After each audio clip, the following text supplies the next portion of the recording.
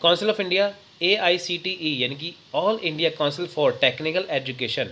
देखिए जो AICTE है ये क्या है, ये स्टैचुरी बॉडी है, यानी कि ये संविधान के, भारतीय कॉन्स्टिट्यूशन के, इंडियन कॉन्स्टिट्यूशन के अंडर ये बनाई गई थी। ठीक है, ये किसके अंडर बनाई गई थी?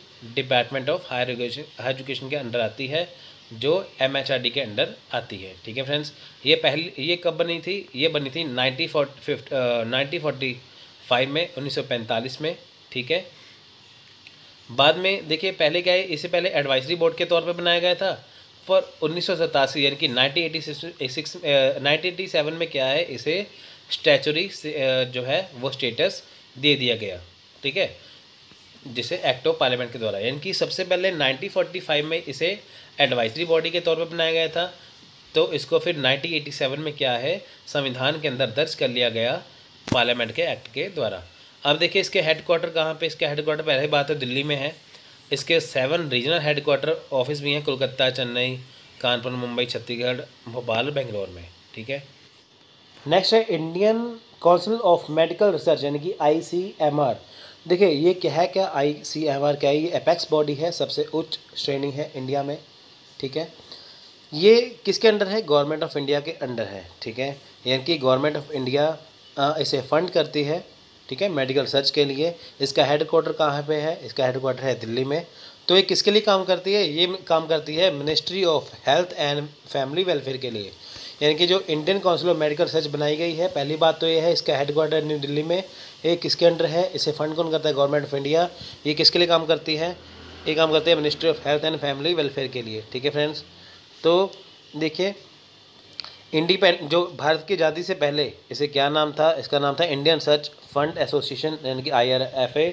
ठीक है, बाद में 1949 के बाद क्या है, इसका नाम चेंज करके इसे नाम दे दिया गया ICMR। ठीक है, ठीक है फ्रेंड्स, तो ये था ये। अब देखिए बार काउंसिल ऑफ इंडिया, अगर हम बार काउंसिल ऑफ इंडिया बात करें तो फ्रेंड्स BCI क्या है? देखिए बार काउंसिल ऑफ इंडिया सबसे पहले कब बना था? 1961 में। बार काउंसिल का मतलब क्या है? बार काउंसिल का मतलब है कि जितने वकील होते हैं, जितने भी एडवोकेट हैं, ठीक है, उनमें से उनकी एक जो है वो काउंसिल बनाई जाए सभी वकीलों की, तो उनका एक वहाँ पे क्या है, प्रेसिडेंट जो है वो चुना जाता है।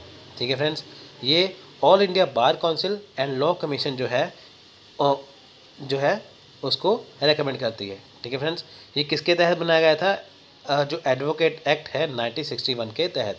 यानी बार काउंसिल ऑफ इंडिया का क्या मतलब है? जिसमें क्या है, सभी वकील हैं, ठीक है, उनकी एक काउंसिल को बनाना है। इसका हेडक्वार्टर क्या है? दिल्ली में। ठीक है, तो लीगल प्रैक्टिस और लीगल एजुकेशन जो इंडिया है, इसमें क्या है, इसके तहत जो है वो होती है।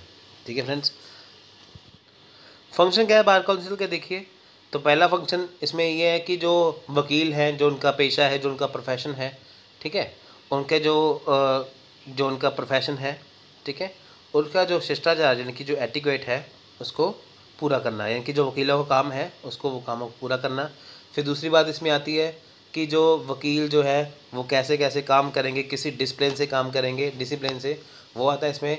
फिर इसमें आएगा कि जो वकील है उनके जो अधिकार हैं, जो उनके राइट्स हैं, जो उनके कुछ जो उसके जो प्रिविलेज हैं, ठीक है, उनकी जो क्या है, उनको सेफगार्ड प्रोवाइड करना, यानी कि उनकी रक्षा करना।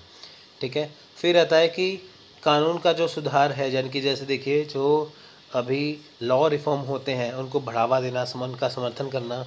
ठीक है, फिर इसके बाद आएगा कि जो कोई भी मामला है, ठीक है, जो कोई भी मामला है जो जैसे कोई स्टेट है, अगर वहाँ पे कोई मामला उठ रहा है, ठीक है, तो वो कौन निपटा सकता है? जैसे यानी कि मान के चले कि किसी जगह पे वकीलों का कोई विवाद हो गया, ठीक है, कोई कंट्रोवर्सी होगी, तो इसे कौन निपटाएगा? उस स्टेट की जो बार काउंसिल है वो उसको निपटाएगी। ठीक है, तो उससे क्या है कि लीगल एड, जो गरीब व्यक्ति है उसको लीगल एड, उसे कानूनी सहायता देना। तो ऐसे करके ये सारे इसके फंक्शन है। ठीक है, नेक्स्ट है मेडिकल काउंसिल ऑफ इंडिया यानी कि MCI। Medical council of India क्या है? ये स्टैचुरी बॉडी है।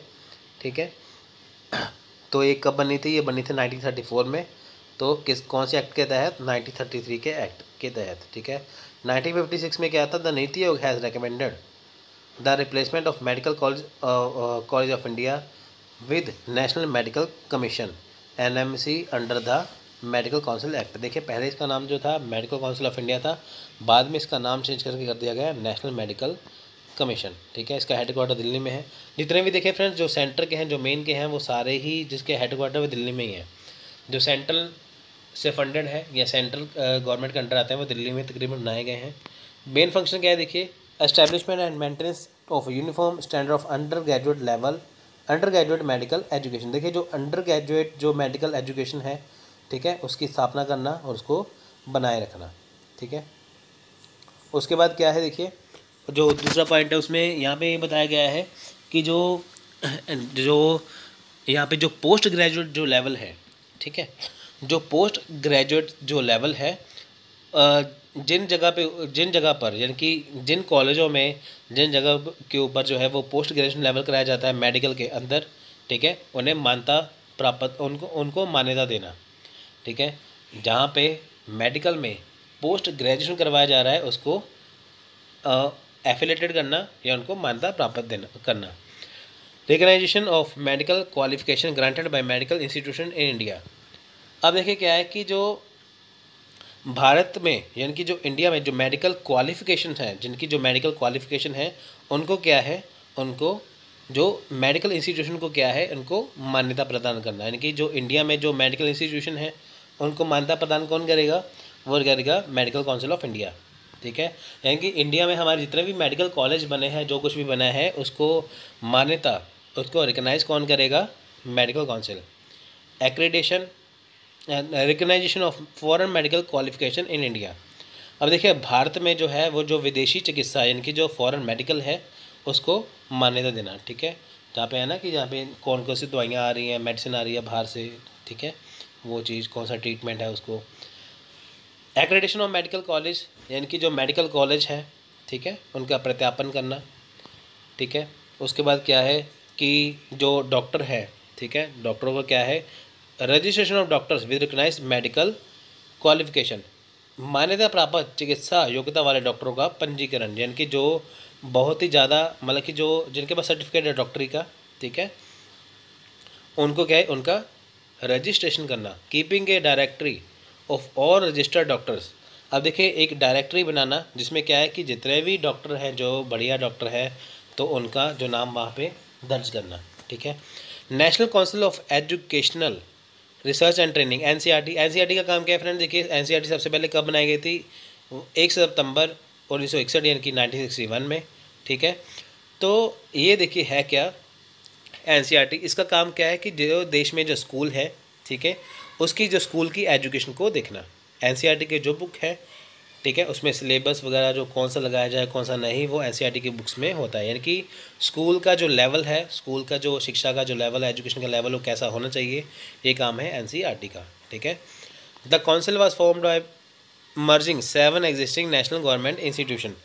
अब देखिए जो एनसीईआरटी है उसमें क्या है कि इसका जो गठन है, जो एनसीईआरटी है वो 7 जो इंस्टीट्यूट से जो 7 जो इंस्टीट्यूशन थे उसको मिला के बनाया गया। यानी कि इंडिया में जो 7 इंस्टीट्यूशन जो चल रहे थे उसको मिला के एक बना दिया गया एनसीईआरटी। कौन कौन से थे जिसको मिलाया गया, देखिए the central institute of education, फिर है the central bureau of text book research, the central bureau of educational and vocational guidance, the directorate of extension programme for secondary education, the national institute of basic education, the national fundamental education centre and the national institute of audio visual education. इनको मिला के क्या है NCERT बनाया गया। अब इसका function क्या है, देखिए इसका फंक्शन वही है बस जो एजुकेशन के मामले में रिसर्च करना, एक्सपेरिमेंट करना, नए नए आइडिया लेके आना कि ताकि जो है जो स्टडी जो है अच्छी हो सके स्कूलों में, ठीक है फ्रेंड्स। अब देखिए उसके बाद क्या है कि जो एनसीएफ है, जो एनसीएफ क्या है नेशनल करिकुलम जो फ्रेमवर्क है वो डिसाइड करते हैं स्कूलों में सिलेबस क्या होना चाहिए, ऑडियो वीडियो होना चाहिए, आईसीटी का मटेरियल होना चाहिए, इनकी जो मॉडर्न एजुकेशन। अब हम बात करेंगे Indian council of agriculture research की यानी कि आईकार, ठीक है। अब देखिए Indian council of agriculture research, अब देखिए जो एग्रीकल्चर रिसर्च के लिए भी काउंसिल बनाई गई है, ठीक है। ये कब बनी थी, 16 जुलाई 1929 1929 में, ठीक है फ्रेंड्स। आप इतना बस इसका यही याद रखिए बस, ठीक है। ये है कि जो एग्रीकल्चर जो मिनिस्टर होते हैं, ठीक है, वो इसके प्रेजेंट होते हैं Indian council of educational agriculture research के। देखिए इसका क्वेश्चन कर लेते हैं which of the following statement are correct about the national assessment and accreditation council. ठीक है, तो इसका राइट आंसर है ऑप्शन नंबर बी 1 और 2। ठीक है फ्रेंड्स, अब देखिए नेक्स्ट क्वेश्चन है इसका, which of the following core value among the institution of higher education are promoted by NAAC NAC। ठीक है, यानी कि national assessment and accreditation council, यानी कि उच्च शिक्षा संस्थानों में निम्नलिखित में से कौन से मुख्य मूल्य NEC को बढ़ावा दिया जाता है। ठीक है, तो इसका राइट आंसर देखिए option number B, which of the following are the demerits of the globalization of higher education. Higher education के देखिए क्या है इसमें डीमेरिट्स, इसकी डीमेरिट्स क्या है इसके, तो इसका ऑप्शन नंबर सी इसका राइट आंसर 2, 3 और 4। अब बारी आती है central excellence of higher education की। ठीक है, अब देखिए central excellence of higher education क्या है कि ये काउंसिल बनाई गई थी, क्यों। ठीक है, देखिए the centre excellence of higher education is non profit organisation that sports free market idea in higher education.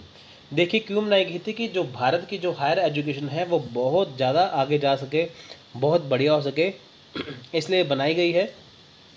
तो ये बिल्कुल भी ये नॉन प्रॉफिट ऑर्गेनाइजेशन है। ठीक है, ये फ़ायदे के लिए नहीं है। ये बनाई गई थी 2007 में, 2007 में। ठीक है फ्रेंड्स, ये 2007 में बनाई गई थी। इसको ये देखना था कि जो स्कीम ये देखिए, with the under schemes of centre of advance studies, department of special assistance and inter university centre at internationally comparable standards. अब देखिए यहाँ पे इसका ये डिसाइड करना है कि अगर हम भारत में उच्च शिक्षा यानी कि हायर एजुकेशन की बात करते हैं तो इंटरनेशनल लेवल क्या चल रहा है, बाकी देशों में क्या चल रहा है, उसी को कंपेयर करके इंडिया में लेके आना, और जो जिसमें जो चीज़ खराब है उसकी क्वालिटी को इम्प्रूव करना। ठीक है, pharmacy council of India PCI। ठीक है, फार्मेसी काउंसिल ऑफ इंडिया बनाई गई है। ठीक है, बनाई थी ये 1948 में। ये है न्यू दिल्ली में इसका हेडक्वार्टर, तो ये है MHRD के अंडर। ठीक है, अब देखिए ये MHRD के अंडर नहीं है, ये अंडर है ministry of health and family welfare India के। ठीक है, higher secondary school, next elementary education. देखिए एलिमेंट्री एजुकेशन क्या है। ठीक है, नेशनल एलिमेंट्री एजुकेशन मिशन जो लाया गया है, ये बनाया गया था 1995 1995 में। इसके तहत क्या है कि जो 14 साल का जो बच्चा है, जो चिल्ड्रन है, ठीक है, उसको कंपलसरी एजुकेशन दी जाए। ठीक है, नेशनल ओपन स्कूल हैं, ये बने थे 1989 में, ये ऑटोनॉमस हैं। ये क्या है स्कूल, देखिए जो private education to school drop out and those who can not attend regular classes, जो बच्चे रेगुलर बेसिस पे नहीं पढ़ सकते, ठीक है, उनके लिए नेशनल ओपन स्कूल जो है वो बनाए गए हैं। नेक्स्ट है केंद्रीय विद्यालय, ये बने थे 1962 में 1962 में। ठीक है, तो केंद्रीय विद्यालय भी एक ऑटोनॉमस बॉडी है। ठीक है, जिसके कुछ जो प्राइमरी ऑब्जेक्टिव है सेंट्रल गवर्नमेंट के। ठीक है फ्रेंड्स, केंद्रीय विद्यालय बनाए गए थे जो सीधे ही किसके अंदर हैं, जो है गवर्नमेंट ऑफ इंडिया से अप्रूव्ड है। Navodaya Vidyalaya national policy on education 1986 formulated schemes A setup residential school called Navodaya Vidyalaya in each district. देखिए फ्रेंड्स, हर डिस्ट्रिक्ट में क्या है, नवोदय विद्यालय खोले गए हैं जो गवर्नमेंट ऑफ इंडिया के अंडर हैं। ठीक है, central board of secondary education CBSE, देखिए CBSE बनाया गया है, ये बना था 1962 में, जो MHRD के अंडर है। इसका जो हेडक्वार्टर है दिल्ली में है। ठीक है, जो CBSE बोर्ड है वो पूरे इंडिया की, ठीक है, जो एजुकेशन है वो डिसाइड करता है, यानी कि CBSE बोर्ड है जो पूरे इंडिया में ही लागू है। ठीक है, हर एक राज्य का अपना अपना बोर्ड अलग से होता है, पर जो CBSE बोर्ड है पूरे इंडिया में लागू होता है। ठीक है, ये क्या है, ये यूनिफॉर्म सिस्टम लेके आता है पूरे इंडिया के अंदर सारे स्कूलों में एक ही एजुकेशन के लिए। ठीक है, तो CBSE के अंडर क्या है, इसमें जो CBSE जो इंस्टीट्यूशन है, इसके अंदर जो NCERT है, ठीक है, उसका सिलेबस जो पढ़ाया जाता है CBSE के अंडर है, NCERT का सिलेबस पढ़ाया जाता है। अब देखिए नेक्स्ट क्वेश्चन है, indicate the number of regional office at national council of teacher education. ठीक है, तो इसका राइट आंसर है option number A। India has the highest number of students in college after. देखिए भारत में सबसे ज़्यादा स्टूडेंट कहाँ पे हैं। ठीक है, देखिए ये है इसका ऑप्शन नंबर B आंसर, यानी कि इंडिया के पास जो है सबसे ज़्यादा स्टूडेंट्स हैं, पर पहले नंबर पे किसके पास है, यूएसए में। सबसे स्टार्टिंग में पहले इलेक्शन में आपको बताया था कि यूएसए और इंडिया के बाद भारत है तीसरे नंबर पे, तो पहले नंबर पे क्या है, अमेरिका। ठीक है। In which of the following categories the enrolment of the student in higher education 2010-11 was beyond the percentage of seat reserve. ठीक है। अब देखिए यहाँ पे क्या है कि इनमें से आप देखिए जो हायर एजुकेशन में 2010-11 में क्या है, किन के लिए जो सीट है वो रिजर्व रखी गई थी, उसका आंसर है option number C, ST students के लिए। Which of the following council has been disband in 2013 में कौन सी काउंसिल जो है वो हटा दी गई थी। ठीक है। अब देखिए इसका right answer option number A, यानी कि डिस्टेंस एजुकेशन काउंसिल को। ठीक है। अब देखिए ये स्टेटमेंट वाले क्वेश्चन है, आप इसको पढ़िए। इसका ऑप्शन नंबर ए आंसर है। The maximum number of fake institution, देखिए सबसे ज़्यादा फेक इंस्टीट्यूशन 2000 फेक इंस्टीट्यूशन और यूनिवर्सिटी पाई गई थी कहाँ पे, 2014 में। यानी कि 2014 में एक सर्वे किया गया था, यहाँ पे बहुत सारी फेक इंस्टीट्यूशन और यूनिवर्सिटी पाई गई थी। वो कौन सी स्टेट में है, वो है उत्तर प्रदेश में। ठीक है। Education is the manifestation of perfection already in man was stated by, देखिए लाइन किसने बोली थी, इसका right answer option number C, Swami Vivekananda ji ने। ठीक है। द ग्रोस इनरोलमेंट रेशो यानी कि GER in institution of higher education in India at present time, यानी कि अब देखिए इसका क्वेश्चन क्या है, ये क्वेश्चन है कि जो ग्रोस इनरोलमेंट जो रेशो है, ठीक है, जो ग्रोस इनरोलमेंट जो रेशो है वो वर्तमान समय में यानी कि एट प्रेजेंट टाइम में क्या है उसके बारे में बताना है। ठीक है। हायर एजुकेशन क्या है कि हायर एजुकेशन देखिए कि जो ग्रोस इनरोलमेंट जो रेशो देखी जाती है वो देखना है इसमें। इसका right answer option number C, 19%। As chairman of an independent commission on education Jacques Delors report to UNESCO was title, यहाँ पे ऑप्शन आपको दे रखे हैं, इसका option number C is the right answer.